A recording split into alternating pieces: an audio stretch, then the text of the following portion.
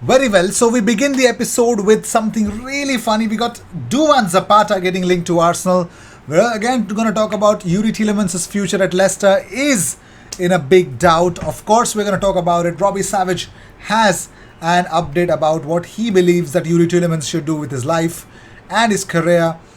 We're going to talk about that. We're going to talk about more of those stuff. So stay tuned for that. And of course, if you seek daily Arsenal content, you know this is the best place to be. The first is Arsenal are ranking first by a long distance with the least fouls per red card, 65.4 fouls per red card in the Premier League since Mikel Arteta's first match in charge on 26th of December 2029. So, if Arsenal commit for per red, it is 65.4 fouls per red card. That is the lowest in the whole Premier League. Moving on, so talking about more stuff, Arsenal are in discussions of playing 2 preseason games in America. Football.London understands. Although the locations have yet to be confirmed, a match at the Stan Kroenke-owned SoFi Stadium remains a possibility because there are strong rumors of Arsenal touring the USA in July for preseason with 2 games expected to be played there. Alright, so we're going to talk about that as well. So that's really cool. Fantastic, to be fair. Moving on, let's talk about Arsenal, Mikel Arteta's press conference, certain talks that we need to do. So Mikel Arteta, on if he's spoken to the PGMOL about Martinelli's red card, he says, not yet, that's happening soon, but obviously we have reported the opinion and the lack of understanding on the decision. But one good news for every Arsenal fan right now, Takehiro Tomiyasu is back in training! Ladies and gentlemen, Takehiro Tomiyasu is back in full training. How do I say this? Well, Mikel Arteta did on Team News for tomorrow. He says, we're all good. The debut for Tommy was still, which is still not perfect, but he's trained the last few days, so he's in contention. And we can use him, so that's good. Gabi's out because of the red card, but the rest of the players are okay. So Takehiro Tomiyasu is back, ladies and gentlemen. Let me know in the comments. Do you think Takehiro Tomiyasu will start tomorrow or not? Should start? I don't think so. You guys have any doubt in your mind that he should start ahead of Cedric? But one thing is that Brentford will be without Christian Eriksen as well. That also need to be said. But moving on, Paul Merson believes that Arsenal are making... they should not be spending on the stadium. Rather, they should go and all out and buy certain players. Merson says, Arsenal will never be kings of England, winning multiple titles again, while Stan Kroenke is busy wasting money refurbishing the Emirates. Go and sign Calvert-Lewin. Go and get James Ward-Prowse for the midfield. Don't spend it on the stadium. What a waste, seriously. They don't need to spend that money. Who goes to the stadium? Who goes to that Emirates and says, oh, I don't like that. That's a bit dated. It's a nice stadium. People think he's doing it because the new Tottenham Stadium is better than the Emirates now. It is better than the Emirates, but that doesn't make any difference. Put the players on the pitch for Mikel Arteta is what Paul Mason wants Kroenke to spend. I think he will. I'm pretty much sure that he will. Moving on, Bakary Sania says, I would rather Arsenal signed a pure number 9, someone who stayed in the box, a bit like Olivier Giroud was. They need that focal point. If I had to take a player, I would take someone like Giroud.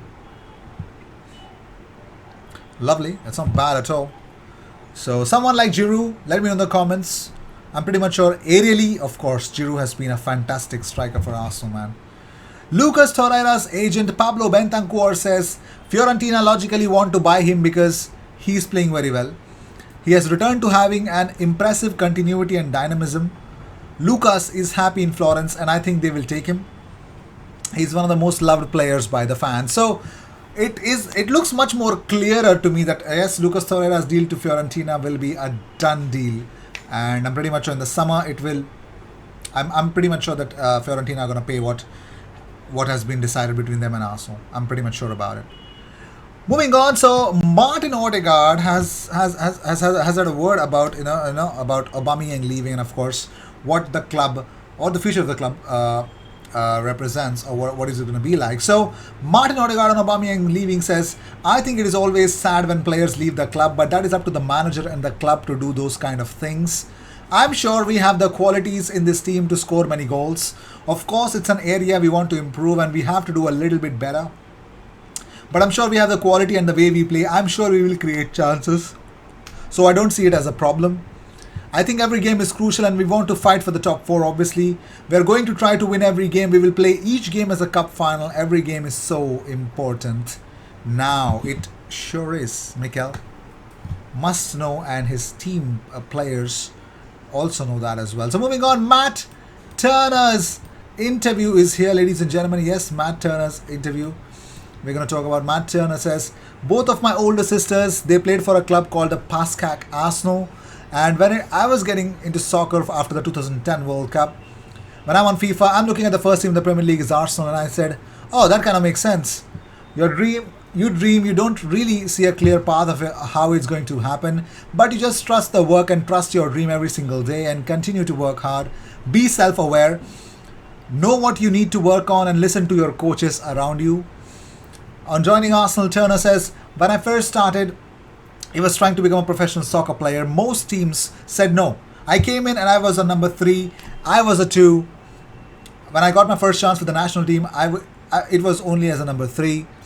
No one ever really took me seriously, so I'm not going over there just to collect a check and ride off into the sunset. I'm going to push myself and Ramsdale and continue to help him get better and help myself get better. So Turner has a plan of getting himself better, and more importantly, it's not just getting himself better, but also the team better as well. So moving on, so rest in peace, Steve Burtonshaw at the age of 86. Yes, it is a very sad news.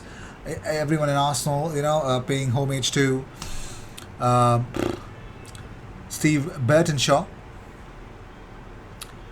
So during his time in the charge of the reserves, Steve's sides won the football combination twice, the Football Combination Cup and the London's FA Challenge Cup. In 1971, he was promoted to the first team coach before leaving the club 2 years later to join QPR. So that's that.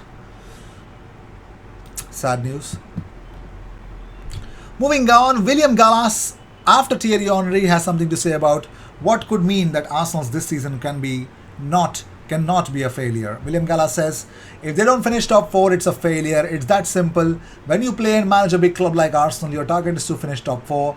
You got a strong squad with Arsenal. If Arteta doesn't make top 4, he has failed.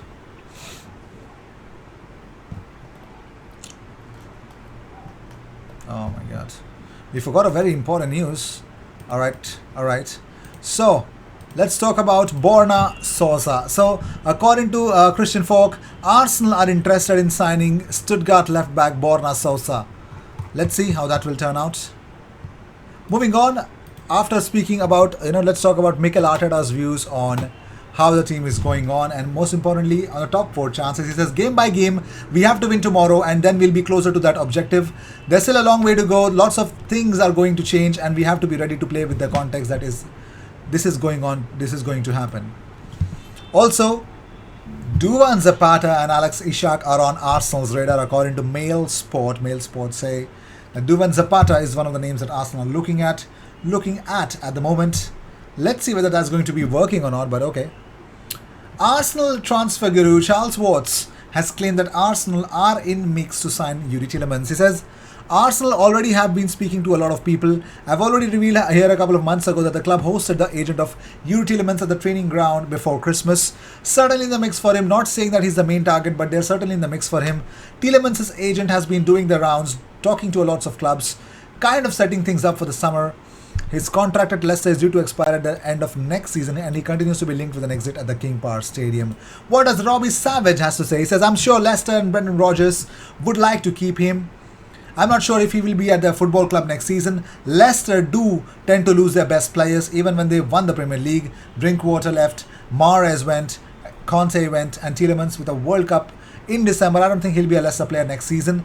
Will Tielemans think that people in a team like Belgium with Kevin De Bruyne and the quality of the players they've got, does he want to be challenging for the Champions League on a yearly basis? Will he do that for Leicester? Not this year, last year, yes.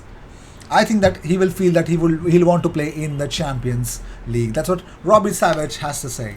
Let's see how that will turn out to be. What is Tielemans gonna do, and most importantly, what will his agent do in the upcoming transfer window? So, Duvan Zapata, is it a yes? Is it a no? Let me know in the comments. I'll see you in the next one. Until then, cheers, and don't forget to subscribe.